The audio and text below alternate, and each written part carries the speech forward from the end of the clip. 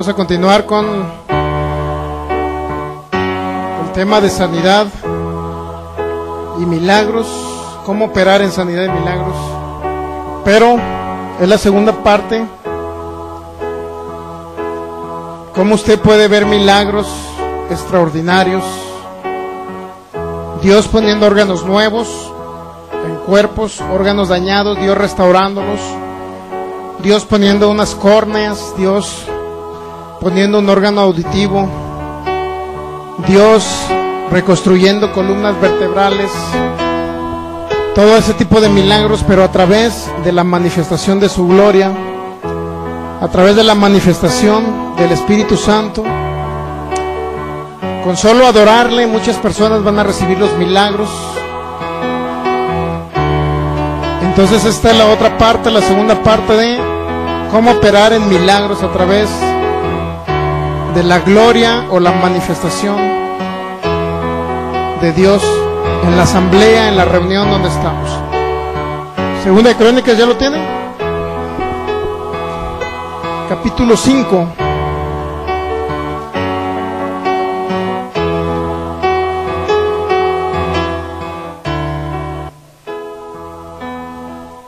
En el versículo 13.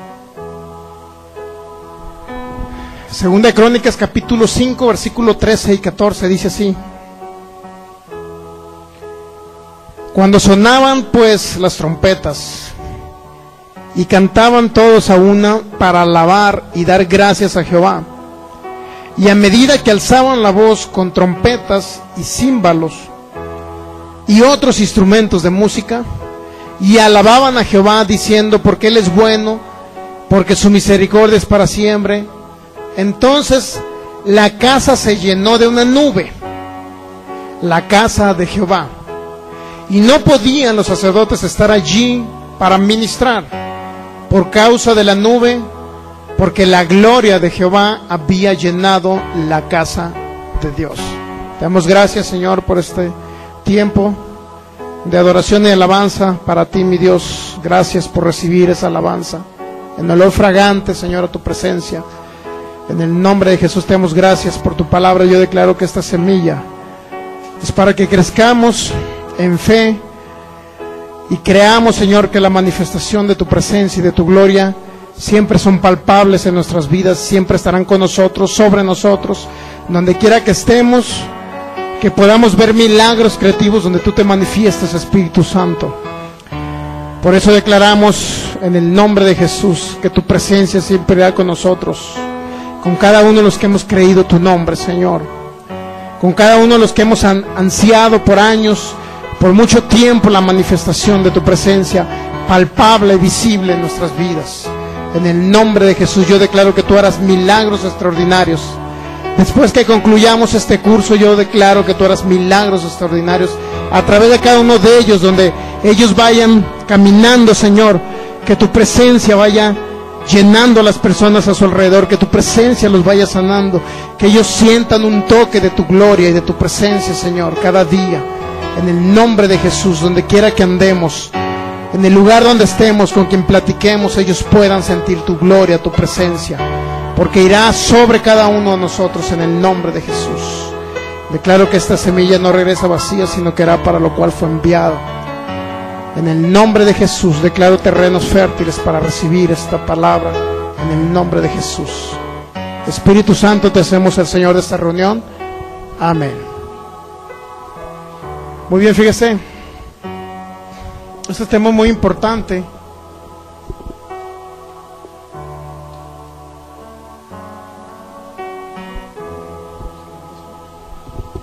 Segunda de Crónicas, capítulo 5, versículo 13, es se podría decir, es un ejemplo de lo que representa la manifestación palpable de la presencia de Dios. La manifestación palpable de milagros, la manifestación palpable de señales, la manifestación palpable. Dice que una nube cayó en el lugar donde estaban ahí los levitas, los que ministraban en el altar, los que tocaban instrumentos musicales. Y dice que no podían ministrar a causa de que estaba la presencia de Dios ahí. Es decir, ni siquiera tenían, por decirlo así, su mente coordinada con sus manos a lo mejor, o con su boca, para poder cantar o para poder tocar el instrumento, a causa de que la manifestación de la presencia de Dios estaba en sus cuerpos. Imagínense qué tanto era la presencia de Dios con los levitas en ese momento. A lo mejor estaban temblando, a lo mejor otros estaban paralizados, porque la presencia del Espíritu Santo estaba tocando sus cuerpos, de tal manera que ni siquiera podían tocar un instrumento. Está muy impresionante, ¿verdad? Entonces, esa gloria, esa manifestación del Espíritu Santo, que se vio en esa época y que se vio con los apóstoles, y que se sigue viendo a través de otros ministerios, anhelamos, deseamos y creemos firmemente que se va a manifestar aquí, en cada uno de ustedes, no nada más en la reunión, sino en cada uno de ustedes. Nos quedamos por ahí en el concepto de qué es la unción, ¿verdad? Por favor, anote ahí, o si ya anotó, quiero decirle qué significa la unción. La unción representa una capacidad sobrenatural, la gracia o la presencia manifiesta del Espíritu Santo operando en o a través de un individuo o grupo o conjunto de personas, de creyentes, para producir las obras de Jesucristo. Es decir, en pocas palabras, representa la manifestación del Espíritu Santo haciendo milagros, señales, prodigios, maravillas. Puede ser en una persona, puede ser en un grupo de personas. Esa es la unción. La unción, en pocas palabras, es el poder de Dios a través de los dones espirituales. Esa es la unción. Es la manifestación sobrenatural para lograr resultados en el poder de Dios, obrando para lograr todo aquello para lo cual Dios nos ha escogido, nos ha llamado a nosotros para la obra del ministerio. En pocas palabras, la presencia del Espíritu Santo trae la unción.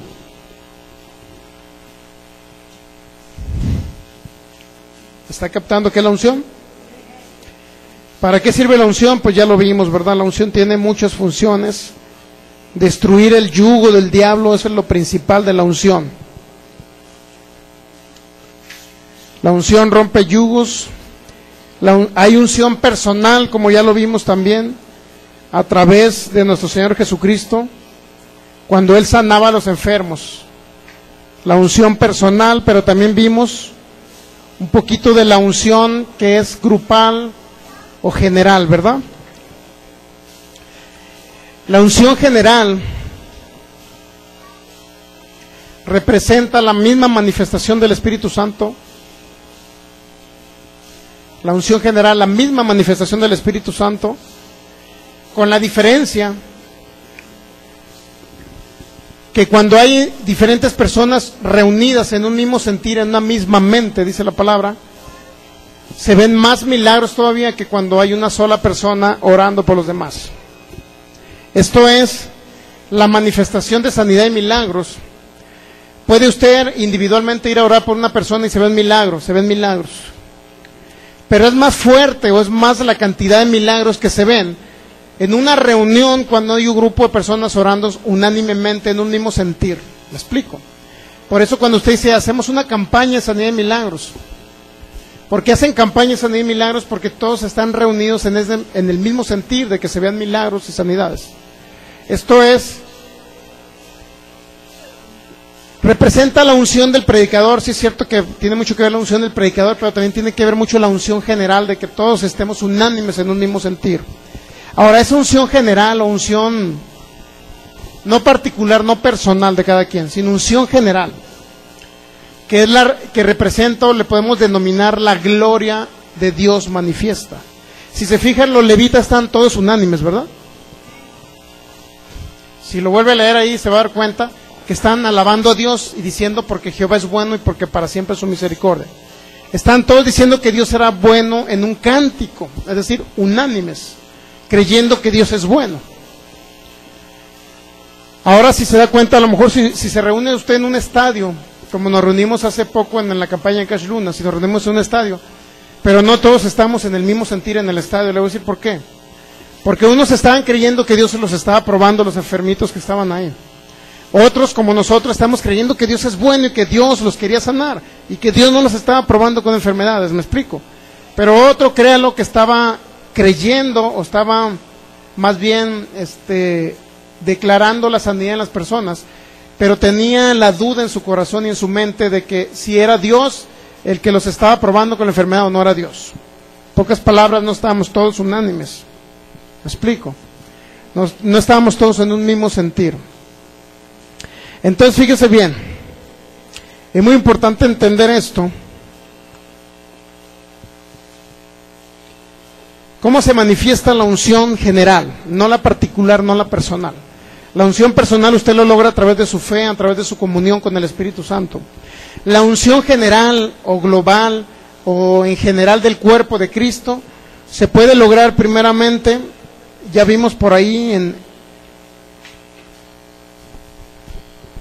en Hechos capítulo 13, lo vimos, no vamos a ir para allá, nada más si gusta anotarlo.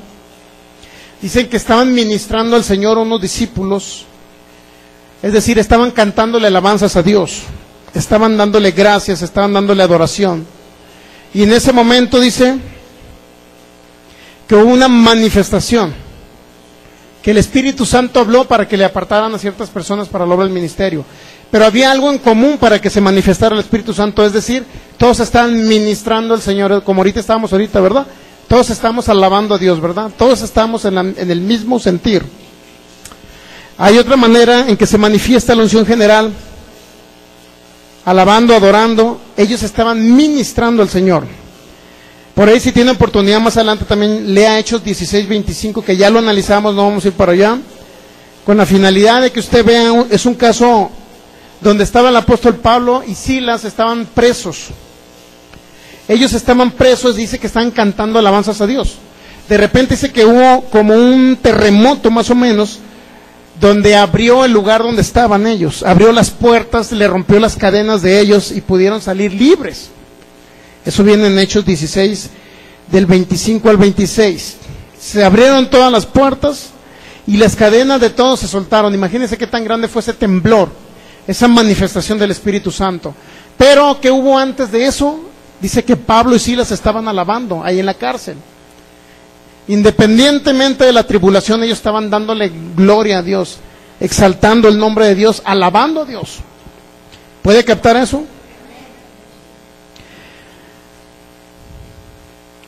Otra manera en que se manifiesta la unción de Dios es a través de la unanimidad. Unanimidad. Vamos a Hechos capítulo 1, ahí ya sí nos quedamos. Hechos capítulo 1, versículo 14.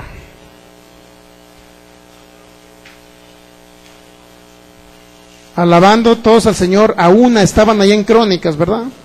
Unánimes, o a una dice que estaban, que significa que estaban unánimes. Hechos capítulo 1, en el versículo 14, fíjense bien lo que dice.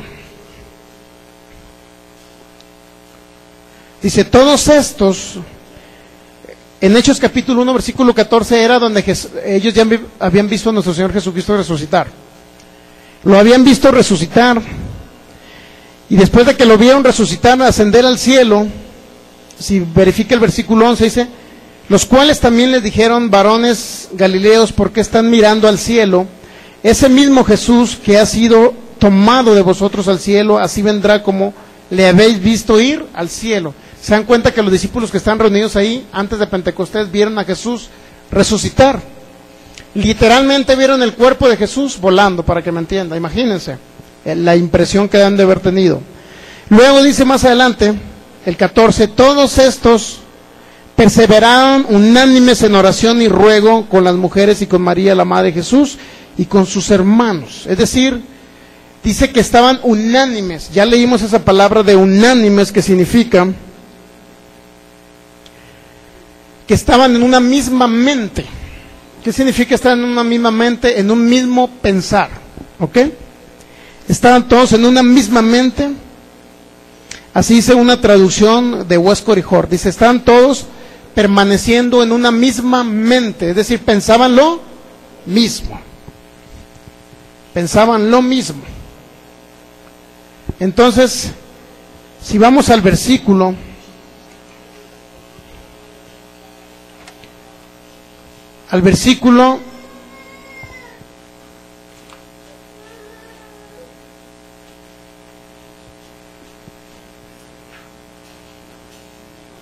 más adelante en el capítulo 2 ya, capítulo 2, versículo 1, se va a dar cuenta que continuaban unánimes. Unánime significa a una pensando lo mismo. Hechos capítulo 2, versículo 1, dice, cuando llegó el día de Pentecostés, estaban todos otra vez, ¿cómo dice? Unánimes. Se da cuenta que después de que Jesús resucitó, les dijo que esperasen la promesa del Espíritu Santo, es decir, 10 días más esperaron ellos. Pero durante los 10 días usted se da cuenta que estaban unánimes y continuaban unánimes, es decir, en una misma mente, en un mismo pensamiento, en un mismo sentir. Dice, estaban todos unánimes juntos y de repente vino del cielo un estruendo como de un viento recio, es decir, empezó la manifestación del Espíritu Santo. Como un viento recio que soplaba, el cual llenó toda la casa donde estaban sentados, y se les repartieron lenguas, dice, y aparecieron lenguas repartidas como de fuego asentándose sobre cada uno de ellos, y fueron todos llenos del Espíritu Santo y comenzaron a hablar en otras lenguas, según el Espíritu les daba ¿qué? Hablasen. ¿Se da cuenta? Que para que viniera el Espíritu Santo ellos tenían que permanecer como unánimes, en una misma mente. Porque podemos estar todos juntos. Si se fija el versículo 2, dice que vino un viento recio. El versículo 1 dice, estaban todos unánimes, y luego dice juntos aparte, ¿verdad? ¿Se da cuenta? Porque podemos estar todos reunidos aquí, juntos, pero no unánimes, ¿sí me explico? Porque yo puedo estar pensando que Dios es bueno y otro puede estar pensando que Dios mata, destruye, enferma. Que ese Dios no lo predicamos nosotros no predicamos un Dios que destruye, un Dios que enferma, no.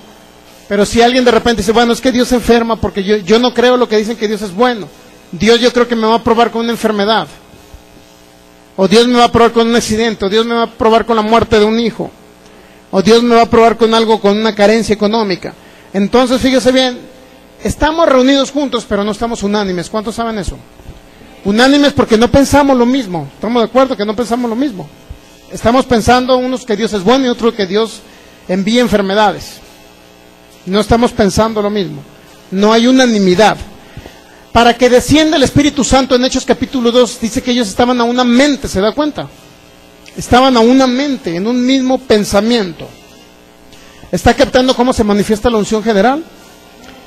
El Espíritu Santo va a hacer milagros en reuniones que hagamos, a lo mejor ya, por decirlo así, en una colonia, en una campaña, porque el mensaje que le vamos a dar a la gente, en primer lugar va a ser el mensaje que Jesucristo es su sanador, no su enfermador. Cuando ellos todos estén unánimes en un mismo sentir, adorando y alabando al Señor, entonces después de haber recibido ese mensaje y comenzar ellos a alabar a Dios, Dios va a comenzar a hacer inclusive sanidades, y ni siquiera vamos a tener que imponerle las manos a ellos porque van a recibir los milagros ahí donde estén. Porque entonces vamos a estar unánimes creyendo que Dios es bueno, que Dios es el sanador, no el enfermador. ¿Está captando cómo? Porque yo declaro, y yo creo que usted a lo mejor va a estar dentro de los ministerios que van a estar ante multitudes, a lo mejor predicando. No sabemos el giro que Dios quiere dar en nuestras vidas, no sabemos. A lo mejor usted ahorita está sentado aquí y dice, bueno, ¿para qué voy a usar eso que me dice el pastor? Siempre voy a ser un padre de familia con mis 4 hijos y sentado en la congregación. O voy a ser una madre de familia con mi hijo, mi hija, siempre en una congregación, ahí nada más. No crea, usted no se imagina todo lo que Dios puede hacer con aquel que desea, anhela y le crea a Él, ¿me entiende? Aquel que desea servirle no se imagina todo lo que puede hacer Dios. Cosas impresionantes va a hacer. De repente usted va a estar en su casa, oró por una persona por ahí que vio en la calle, se vio un milagro. Fíjese cómo puede operar Dios. Eso es un ejemplo nada más. Usted oró por una persona en la calle. Resulta que la persona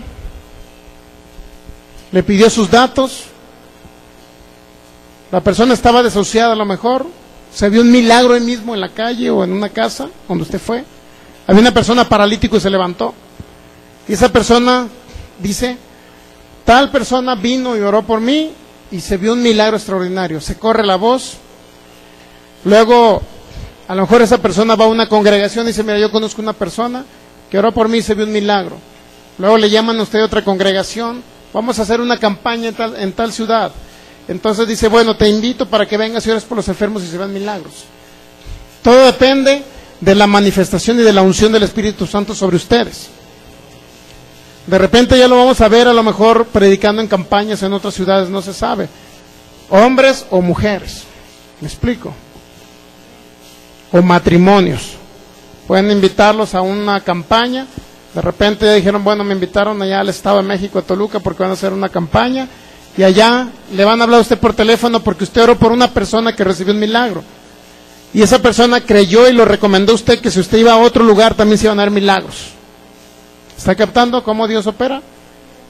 Cuando menos espere, de una manera sobrenatural. Nuestra mente, que a lo mejor es finita todavía, nuestra mente natural, porque dice la palabra de Dios que tenemos dos mentes, ¿no?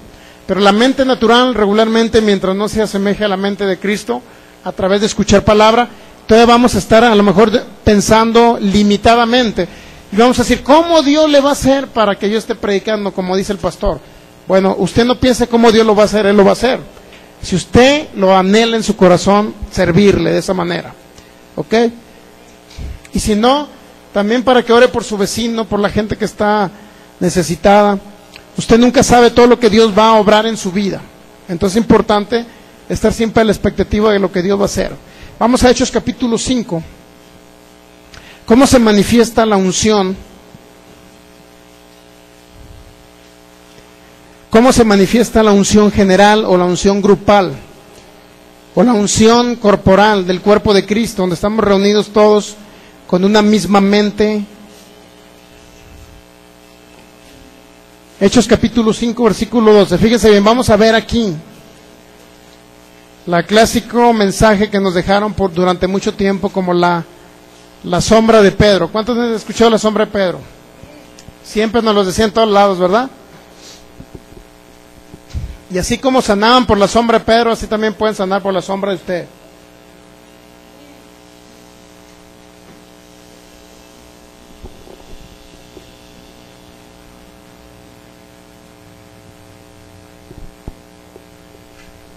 ¿Ok? Hechos capítulo 5. ¿Ya lo tiene?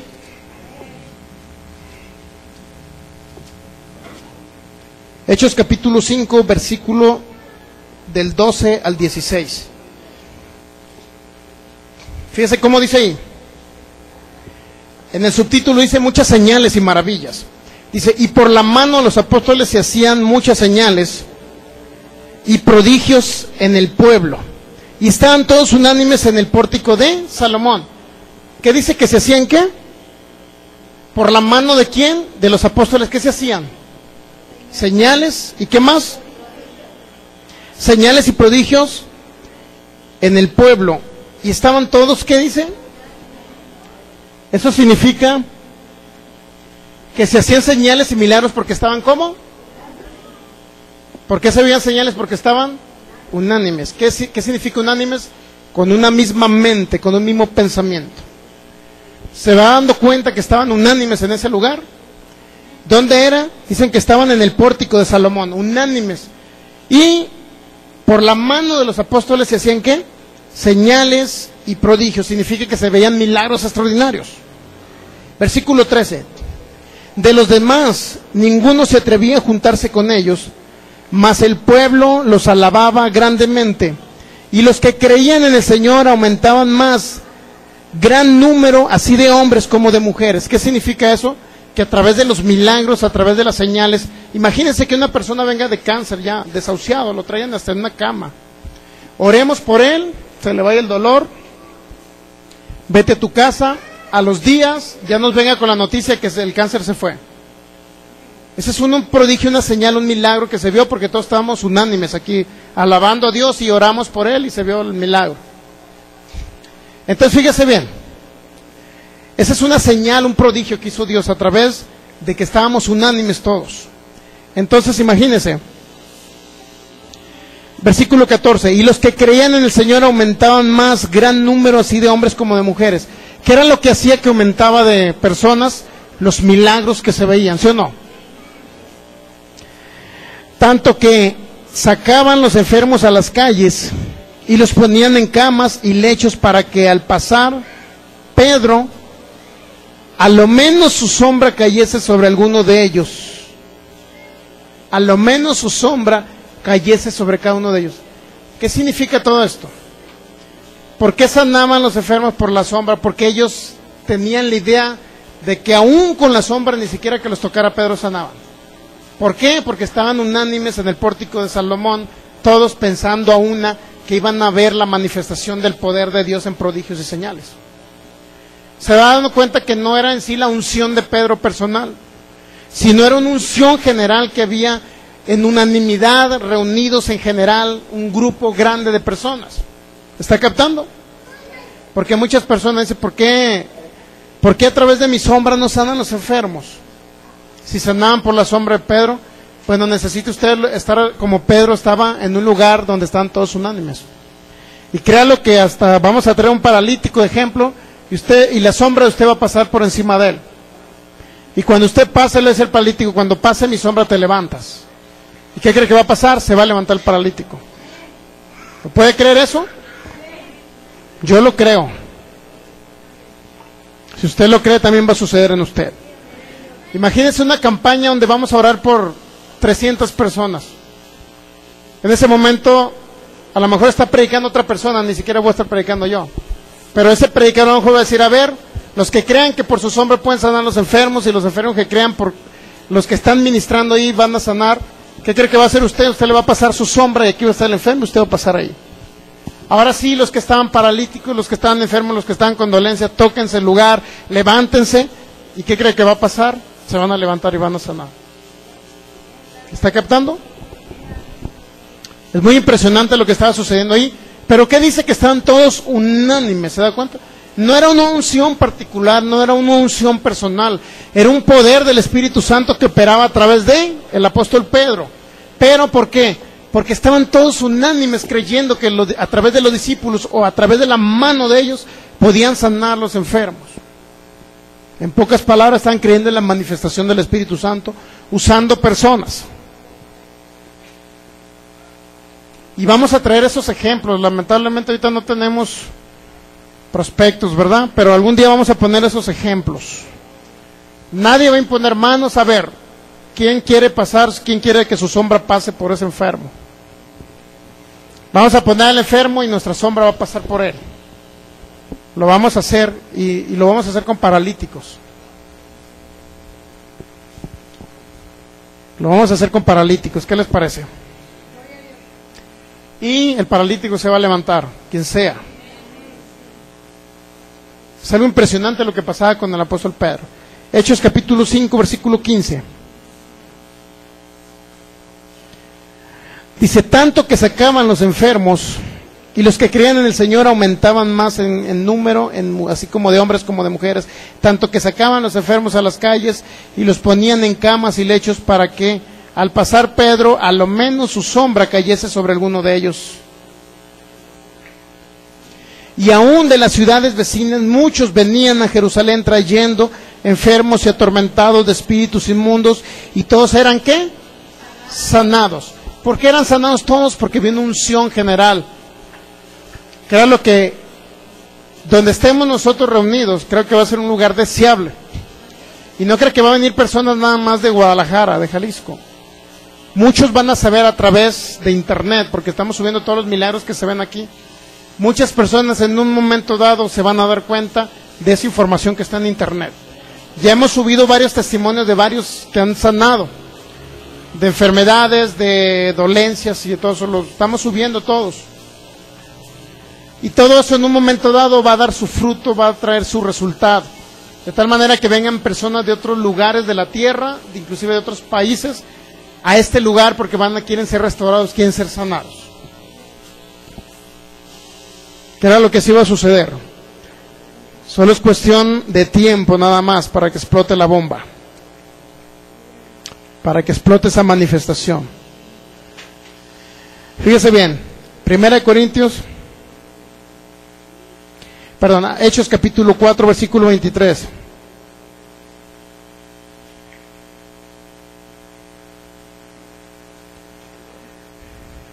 Hechos capítulo 4, versículo 23. Dice, y puestos en libertad vinieron a los suyos y contaron todo lo que los principales sacerdotes y los ancianos les habían dicho. Y ellos, habiéndolo oído, alzaron unánimes la voz a Dios y dijeron, soberano Señor, tú eres el Dios que hiciste el cielo y la tierra, el mar y todo lo que en ellos hay. Era un grupo de personas, cuando habían libertado a Pedro, que estaba por ahí ante el concilio, lo habían tomado en un concilio, Pedro y Juan, ya los habían libertado, y en ese momento, dice, puestos en libertad vinieron a los suyos y contaron todo lo que los principales sacerdotes y los ancianos les habían dicho, es decir, los habían cuestionado ese grupo de religiosos. ¿Por qué predicaban en el nombre de Jesús? ¿Por qué sanaban en el nombre de Jesús? Hechos 4:24, y ellos, habiéndolo oído, alzaron unánime la voz a Dios y dijeron, soberano Señor, tú eres el Dios que hiciste el cielo, la tierra, el mar y todo lo que en ellos hay. ¿Cómo clamaron ellos? ¿Cuándo alzaron la voz? ¿O de qué manera la alzaron? Unánimemente, ¿se dan cuenta? A una ellos alzaron la voz y exclamaron la grandeza de Dios. Y fíjese qué pasó, 27, Hechos 4:27, porque verdaderamente se unieron en esta ciudad contra tu santo Hijo. Eso se estaban explicando ellos a los que estaban ahí. A quien ungiste Herodes, Poncio Pilato, con los gentiles y el pueblo de Israel. 28, para hacer cuanto tu mano y tu consejo habían antes determinado que sucediera. Y ahora, Señor, mira sus amenazas y concede a tus siervos que con todo de nuevo hablen la palabra, el 30, mientras extiendes tu mano para que se hagan sanidades y señales y prodigios mediante el nombre de tu santo Hijo Jesús. Cuando hubieron orado, el lugar en que estaban congregados, dice que tembló y todos fueron llenos del Espíritu Santo y hablaban con denuedo la palabra de Dios. Otra manifestación del Espíritu Santo. Dice que tronó el lugar donde estaban. ¿Pero por qué tronó el lugar? Porque ya habían ellos alzado la voz, exaltando el nombre de Dios unánimes, alzaron la voz diciendo, Señor, tú que creaste el cielo, la tierra. Estaban hablando de la grandeza de Dios. ¿Está captando? Pero dice que estaban hablando todos como de una manera unánime, es decir, con un solo sentir, una sola mente, un solo pensamiento. Y cuando ellos estaban unánimes en una mente, en un pensamiento, entonces el Espíritu Santo se manifestó y el lugar donde estaban, ¿qué dice? Tronó. O tembló, pues, para que me entiendan. Tembló como si hubiera habido un terremoto, pero no fue un terremoto. Fue un temblor como una manifestación del Espíritu Santo. Y dice que fueron llenos y hablaban con denuedo la palabra de Dios. 1 Corintios capítulo 1, versículo 10. ¿Cómo se puede lograr la unanimidad para que se manifieste esa unción general, esa unción en la asamblea o en las reuniones que tengamos? ¿Cómo podemos lograr la unidad o la unanimidad? ¿Cómo podemos estar unánimes? 1 Corintios capítulo 1,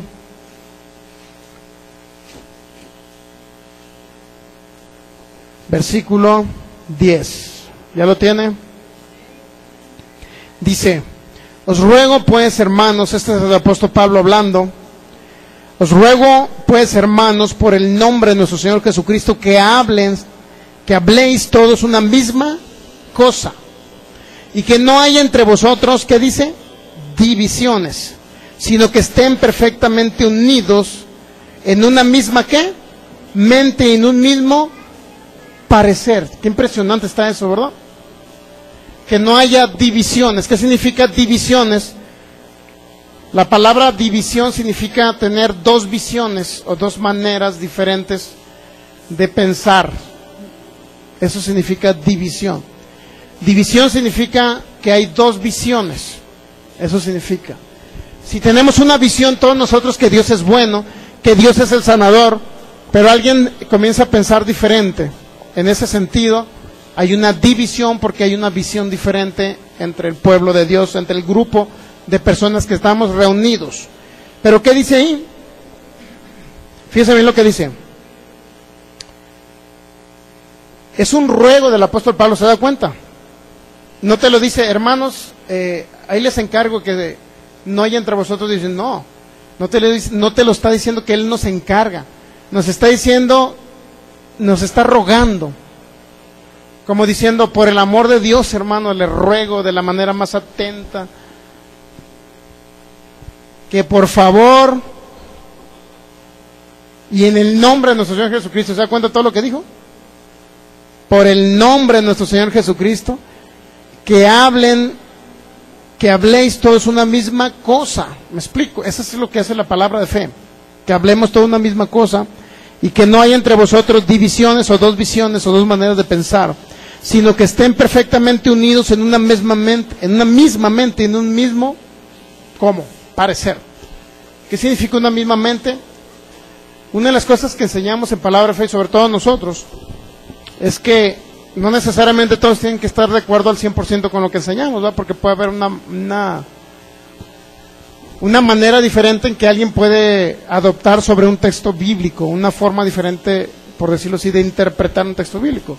Y en eso hemos estado de acuerdo siempre, ¿verdad? Que puede haber una diferencia entre unos y otros, pero esa diferencia no nos debe separar, al contrario, las diferencias nos deben de unir. Las diferencias nos deben unir. ¿En qué sentido? En que puede haber detallitos a lo mejor que alguien no crea de lo que yo creo, por decirlo así. ¿Me explico? Puede haber detallitos.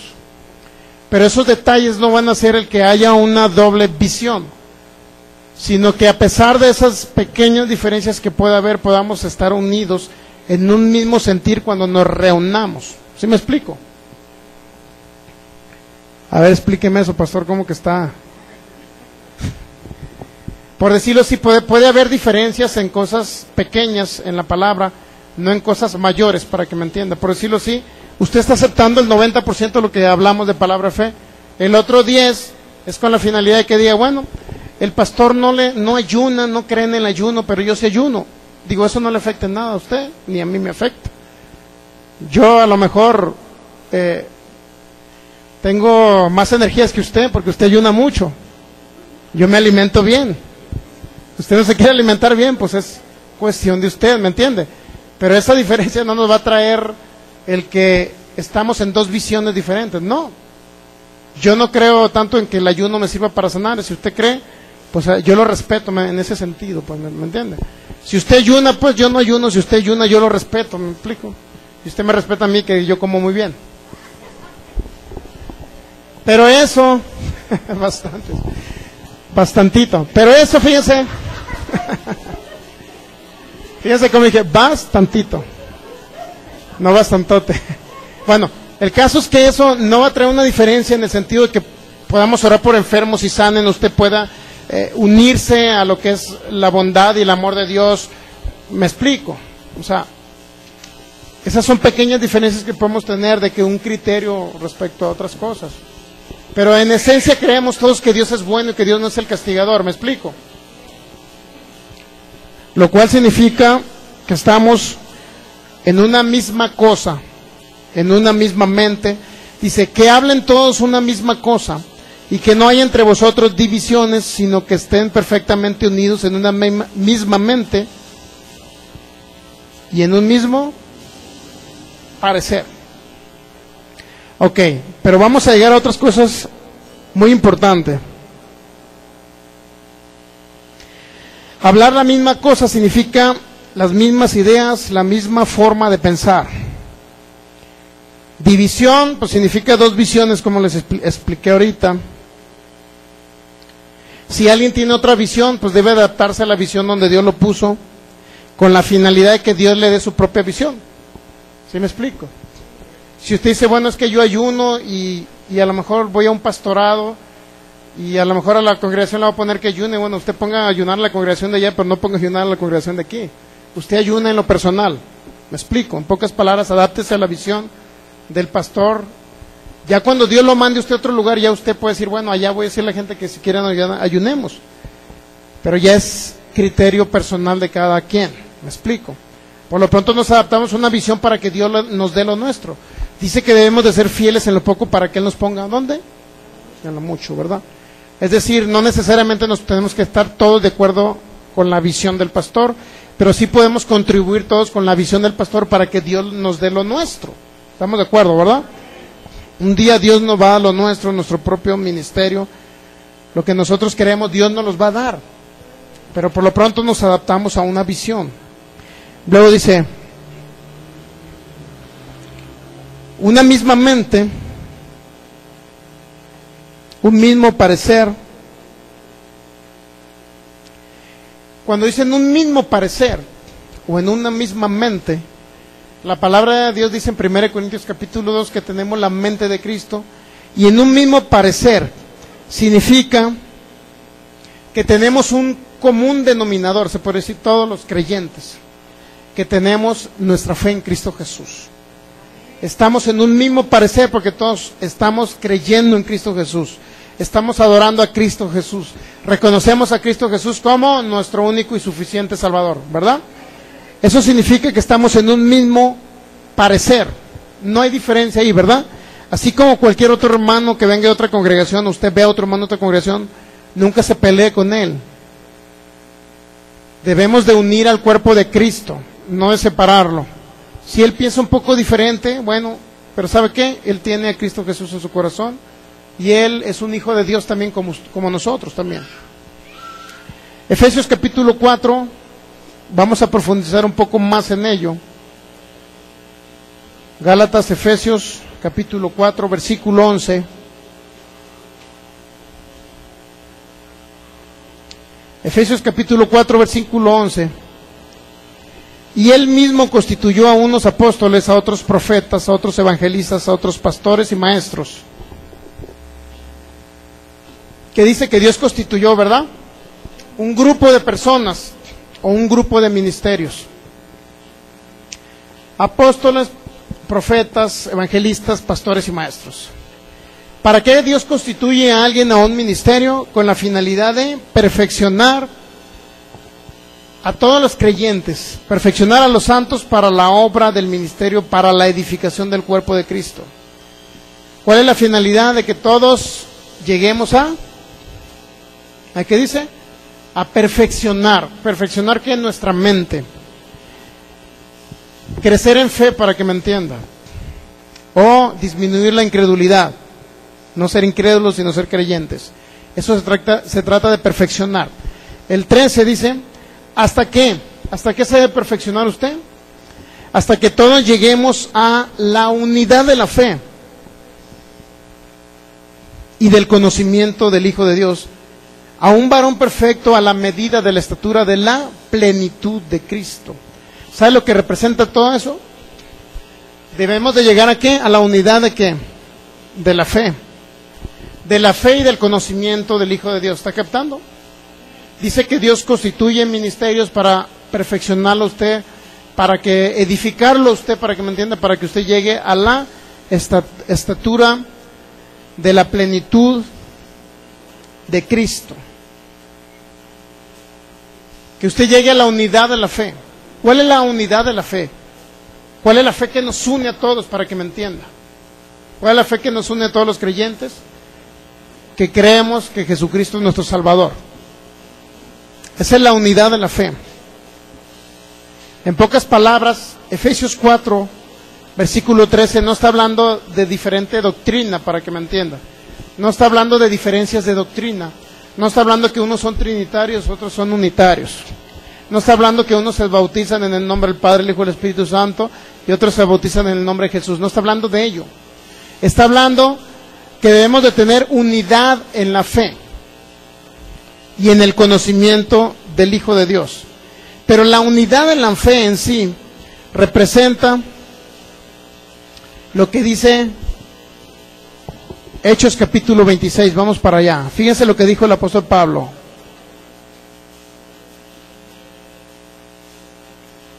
¿Qué representa unidad en la fe? que todos estemos unidos en la fe en Cristo Jesús y entender que hemos pasado de muerte a vida por la fe en Cristo Jesús. Entonces, los responsables, en pocas palabras, de tratar de unir al cuerpo de Cristo somos los de palabra de fe. ¿Sí sabía? ¿Sabe por qué? Porque si bien es cierto, en palabra de fe se enseña un conocimiento un poco más amplio, más allá de lo que Jesús hizo por nosotros, por decir, un análisis profundo de lo que Cristo Jesús hizo por nosotros, o un conocimiento más profundo de lo que Cristo Jesús hizo. Precisamente porque nosotros tenemos ese conocimiento, debemos de tratar de buscar la unidad con ellos, no de pelearnos con los demás. Nunca usted ande peleándose y agarrándose de las greñas con otro hermano que no cree igual que usted. ¿Me explico? De repente llega alguien y quiere, regularmente muchos hermanos les gusta mucho pelear, ¿no? ¿Y en nombre de quién te bautizas? No, pues yo en el nombre de Jesús, ¿no? Pues yo me bautizo en el nombre del Padre, Hijo y Espíritu Santo. Pues eres un hereje, te tratan de lo peor a veces, o los tratamos de lo peor a ellos, ¿no? Pero nunca debe ser la palabra con esa finalidad de andar peleándome con otro. Si él se bautiza en el nombre de Jesús y yo me bautizo en el nombre del Padre, Hijo y Espíritu Santo, yo debo respetar lo que él hace, ¿me explico? Porque él tiene un común denominador conmigo de que su fe está puesta en Cristo Jesús. Mi fe también está puesta en Cristo Jesús. ¿Ok? ¿Estamos de acuerdo? Si alguien le acepta a usted, que usted sí se puede bautizar en el nombre del Padre, Hijo y Espíritu Santo, si alguien se lo llega a aceptar, pues qué bueno, y si no, no se pelee con él. O sea, esa diferencia no va a traer una desunión, para que me entienda, entre el cuerpo de Cristo. Muy bien, estamos en Hechos 26, fíjense lo que dijo Jesús. Esa es la unidad de la fe. Esto que dijo Jesús es la unidad de la fe. Hechos 26, versículo 18. Dice, para que abra sus ojos, para que se conviertan de las tinieblas a la luz y de la potestad de Satanás a Dios, para que reciban por la fe que es en mí perdón de pecados y herencia entre los santificados. ¿Ok? Luego dice, ¿sabe qué representa eso? ¿Qué significa eso? Son las palabras de Jesús directamente dadas al apóstol Pablo. Si usted lee un poco más atrás en Hechos 26, dice el versículo 12, ocupado en esto iba yo a Damasco, con poderes y en comisión de los principales sacerdotes. Cuando a mediodía, oh rey, yendo por el camino, vi una luz del cielo que sobrepasaba el resplandor del sol, el cual me rodeó a mí, a los que iban conmigo, y habiendo caído todos nosotros en tierra, oí una voz que me hablaba y me decía en lengua hebrea, Saulo, Saulo, ¿por qué me persigues? Dura cosa te es dar cosas contra el aguijón. Yo entonces dije, ¿quién eres, Señor? Y el Señor dijo, yo soy Jesús, a quien tú persigues. Se da cuenta que está hablando de Pablo cuando tuvo el encuentro personal con Jesús. Pero más adelante el apóstol Pablo, Jesús le dice, pero levántate en el 16 y ponte sobre tus pies, porque para esto he aparecido a ti, para ponerte por ministro y testigo de las cosas que has visto y aquellas a que me manifestaré a ti, o me apareceré a ti, librándote de tu pueblo y de los gentiles. ¿Para qué? Para que abra sus ojos, para que se conviertan las tinieblas a la luz, de la potestad de Satanás a Dios, para que reciban, fíjense lo que le dijo, es la comisión que le dio Jesús a Pablo, para que reciban por la fe que es en mí, ¿qué? Perdón de pecados y herencia entre los santificados. ¿Se da cuenta? Jesús mismo le dijo, yo te he levantado a ti, Pablo, para que tú vayas y prediques a los demás, a los que no son judíos. ¿Qué le vas a predicar? ¿Qué le vas a predicar? El perdón de pecados y aparte, ¿qué más? La herencia entre los santificados. Para que se conviertan de la potestad de Satanás a Dios.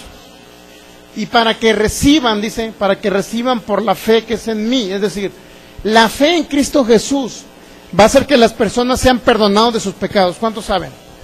O que nazcan de nuevo, se les quite la naturaleza de pecado. Y segundo, no nada más el perdón de pecados que los lleva a ser salvos e irse al cielo, sino también, ¿qué más habla de ahí?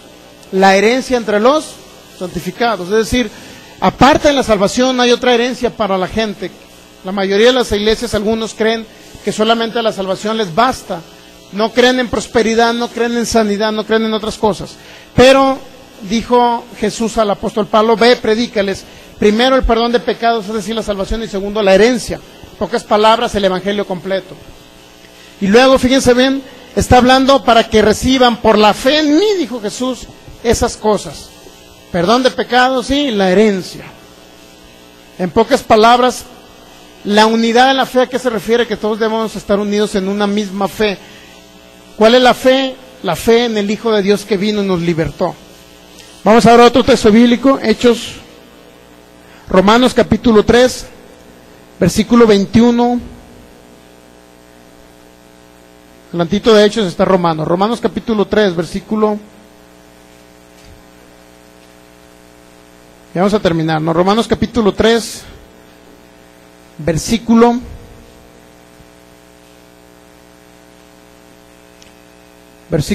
18, perdón, 21. Romanos 3, 21. Dice así: pero ahora, aparte de la ley, se ha manifestado la justicia de Dios, testificada por la ley y los profetas. La justicia de Dios por medio de ¿qué? ¿Qué significa la justicia? Ser justos, ser salvos. En pocas palabras, se ha manifestado la salvación, la justicia o la salvación de Dios por medio de la fe en ¿quién? En Jesucristo, para todos los que creen en Él, porque no hay diferencia, luego te dice. Entonces, ¿qué es lo que nos está diciendo todo esto? En pocas palabras, si verifica el 26, dice, con la mira de manifestar en este tiempo, el 26, Romanos 3, 26, con la mira de manifestar en este tiempo su justicia, a fin de que Él sea el justo y el que justifica al que es de la fe de Jesús. Otra vez, el 21 se verificó, el 22, perdón, dice el 22, la justicia de Dios por medio de la fe en Jesucristo para todos los que creen en Él, porque no hay diferencia. La justicia de Dios por medio de la fe en ¿quién? En Jesucristo. Es decir, la unidad, la fe, representa que a través de Jesús todos hemos logrado perdón de pecados, somos justificados, somos salvos, nacidos de nuevo, somos hijos de Dios y nos vamos al cielo cuando partamos de esta tierra. ¿Está captando qué significa la unidad, la fe? La fe en Cristo Jesús representa. Nuevamente vamos a Gálatas capítulo 3, versículo... Gálatas capítulo 3, versículo 20.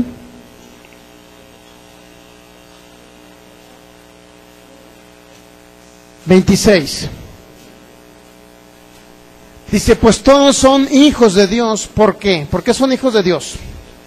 Por la fe en Cristo Jesús. ¿Se da cuenta por qué somos hijos de Dios? ¿Por la fe en quién? Entonces, ¿qué lo une a usted con un metodista, por decirlo, con un presbiteriano? ¿Qué lo une con un bautista? ¿Qué lo une con un pentecostal? ¿Qué lo une con otro tipo de creencia? Otro tipo de cristianismo, para que me entienda. ¿Qué es lo que lo une? La fe en Cristo Jesús. Aunque no todos los que se denominan cristianos son o tienen su fe fundada en Cristo Jesús, no todos son salvos, para que me entienda. Pero un común denominador es que tenemos la fe, somos hijos de Dios por la fe en Cristo Jesús. ¿Está captando por qué somos hijos de Dios? Por la fe en Cristo Jesús. Por último, Romanos capítulo 16.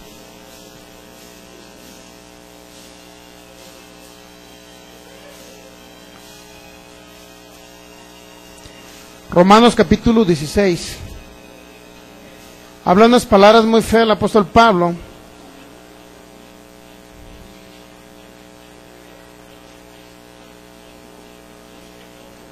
Habla unas palabras muy feas aquí en este texto bíblico, versículo 17. Romanos 16, 17.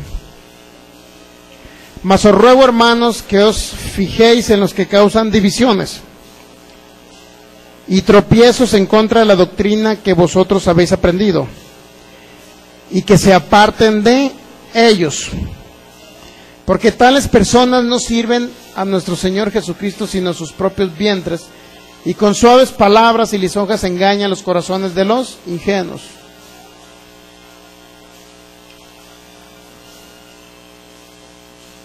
¿Está captando eso? ¿Qué significa todo eso, hermano? Dice Romanos 16:17, pues ruego, hermanos, que os fijéis en los que causan divisiones y tropiezos contra la doctrina que vosotros habéis aprendido y que os apartéis de ellos, porque tales personas no sirven a nuestro Señor Jesucristo, sino a sus propios vientres, y con suaves palabras y lisonjas engañan los corazones de los ingenuos. Que se fijen, dice, en los que causan divisiones. ¿Cuál es la visión general que tenemos todos los hijos de Dios? Nuestra fe en Cristo Jesús. ¿Estamos de acuerdo, verdad? Y cualquiera que los quiera sacar a ustedes de la fe en Cristo Jesús, entonces sí dice que se fijen. Por decirlo así, si llega alguien y le dice a usted, mira, tú crees en Cristo Jesús como el único mediador, pero yo quiero decirte que para que seas salvo tienes que creer aparte en el primo de Jesús, Judas, el primo de Jesús, o Santiago. Tienes que creer en Santiago para que seas salvo. ¿Qué está causando esa persona? Una división, dos visiones, porque ya la fe no está fundada en Cristo, sino ahora está fundado en Cristo y una tercera persona. Cuando nuestra fe debe estar fundada solamente en Cristo. Somos salvos por la fe en Cristo, no por la fe en Cristo y el abuelito de Cristo, para que me entiendan. No, no. En Cristo ni en la abuelita de Cristo tampoco. Doña, ¿cómo se llama? Cleopatra, no sé cómo se llama la mamá. Bueno, ¿doña qué? No recuerdo cómo se llama. Bueno, nuestra fe está fundada en Cristo. Por eso dice el Pablo, fíjense en esos que causan divisiones y tropiezos en contra de la doctrina que vosotros habéis aprendido y que se aparten de ellos. Es decir, si alguien dice que Cristo no es el único medio, que necesita usted cumplir 10 mandamientos para que se vaya al cielo, ¿qué está causando esa persona? División. ¿Qué significa división? Dos visiones, es decir, la fe fundada en Jesucristo ahora se la están combinando con una ley de Moisés y le están diciendo que tiene que cumplir los 10 mandamientos, no matarás, no hurtarás, etcétera. Tiene que cumplir los 10 mandamientos para que usted se vaya al cielo. No basta el sacrificio de Jesús. Si llega una persona a decirle eso, entonces está causando división. Y no dice que lo corra, no dice que se pelee con él, no dice que lo agarre de las greñas. Simple y sencillamente dice, apártate. ¿Por qué te apartas? Porque te puede contaminar tu mente y tu corazón. Puede llegar a contaminarte tu mente y tu corazón. Entonces, si llega alguien, toca su puerta y le dice, mira, es que Jesús no es Dios. Jesús solamente es un profeta. ¿Qué tiene que hacer usted en las personas que dicen que Jesús es un profeta? Que solamente es el Hijo de Dios, que Él no es Dios encarnado. ¿Qué tiene que hacer usted? Apártese de Él, dice. Si se quiere poner a instruirlo, va a caer en un pleito. ¿Sabe por qué? Cuando han llegado a mi casa unos que tienen un sombrerito y utilizan un portafolio y una corbata, cuando yo les quiero instruir acerca de que Jesucristo es el mediador para llegar a Dios, es Dios mismo que se manifestó en carne, Jesucristo pagó todo el precio, derramó su sangre, ellos dicen no, solamente hay un solo Dios, dicen ellos, y es Jehová. Por lo tanto, Jesús solamente es un profeta o es el Hijo de Dios, es alguien creado, así como Dios me creó a mí como ser humano, así también creó a Jesús. Pero no es Dios Jesús. Entonces, ¿qué va a hacer usted? Dice que se aparte. Apártese de ellos, pero que se fije bien, pues. En pocas palabras, si usted se va a unir en compañía con ellos y constantemente va a estar oyendo y le va a estar enseñando algo diferente a su fe en Cristo Jesús, entonces eso representa que ya no nos puede unir algo, no podemos estar unánimes. Pero sí puede haber unanimidad, por ejemplo, con otro que crea que Jesucristo es el Señor, que Jesucristo es Dios mismo. Usted puede tener una unanimidad, aunque no tenga el 100% de la doctrina, él de usted, usted de él. Si él cree todavía que Dios es bueno, que Dios es el sanador, pero que de repente Dios a veces, de vez en cuando, le da permiso al diablo de que toque la vida de algunos, pero ellos creen que Dios es bueno, usted puede unirse con él. En primer lugar, para que con mansedumbre usted pueda corregirle Si no logra corregirle, tampoco se va a poner a disgustar con él y tampoco se va a apartar de él, porque él sí tiene la fe en Cristo Jesús. Cuando usted se vaya al cielo, allá lo va a ver. Y allá le va a decir Jesús, si tú sabías que él no conocía que yo era bueno, ¿por qué? Si tú sabías que él iba a morir antes de tiempo porque él sabía que yo lo probaba con enfermedades, ¿por qué no le predicaste que yo era el bueno, que yo era el sanador y que el diablo era el que hurtaba, mataba y destruía? En pocas palabras, si tiene la oportunidad de predicarle a alguien que conoce que Dios enferma y mata, pero es un hijo de Dios que tiene la fe en Cristo Jesús cimentada igual que usted, que él se va al cielo igual que usted cuando se va a esta tierra, entonces eso es la unanimidad donde debemos estar todos, por decirlo así, en una misma mente, en un mismo sentir, en un mismo parecer. ¿Está captando? En pocas palabras, si viene alguien aquí que dice que Dios mata y enferma, como lo dijimos un poquito antes, a lo mejor no podemos estar reunidos aquí y a lo mejor no podemos estar creyendo lo mismo, pero hay una fe, hay una unidad de la fe que, por decirlo así, nos está uniendo, que es la fe en Cristo Jesús, ¿correcto? Entonces lo que debemos de promover la unidad somos los de palabra de fe, sabiendo que ellos no conocen que Dios es bueno y que Dios los enferma y que son de corta vida ellos. Por ello debemos de juntarnos con ellos, de unirnos a ellos, con la finalidad de que cuando se dé la oportunidad ellos entiendan que Dios es el bueno. Y el malo de la película es el diablo, para que ellos no se mueran a corta edad y no se tengan que ir antes de tiempo al cielo. Entonces, en pocas palabras, lo que nos quiere decir todo esto el apóstol Pablo,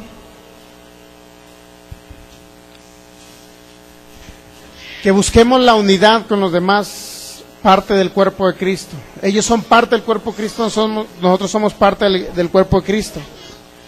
Y que en cierta manera, gran parte del cuerpo de Cristo no cree que Jesús sana, para que me entienda. Por decirlo así, a lo mejor una tercera parte, un 20%, del total de los cristianos, hermanos en Cristo, nacidos de nuevo en toda la tierra, a lo mejor el 20% no creen que Dios sana en este tiempo. Por ello debemos de buscar la unidad con ellos, a ver si alguno usted lo puede persuadir. Y fíjense bien, con esto concluyo ya, 2 Timoteo. ¿Cuál es la finalidad de que usted se una a ellos?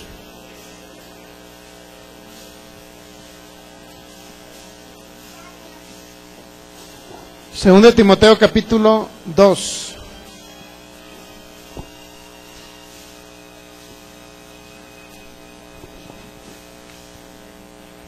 Versículo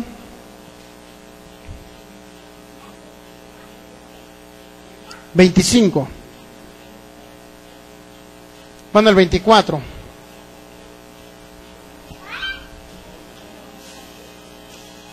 Segundo de Timoteo 2:24.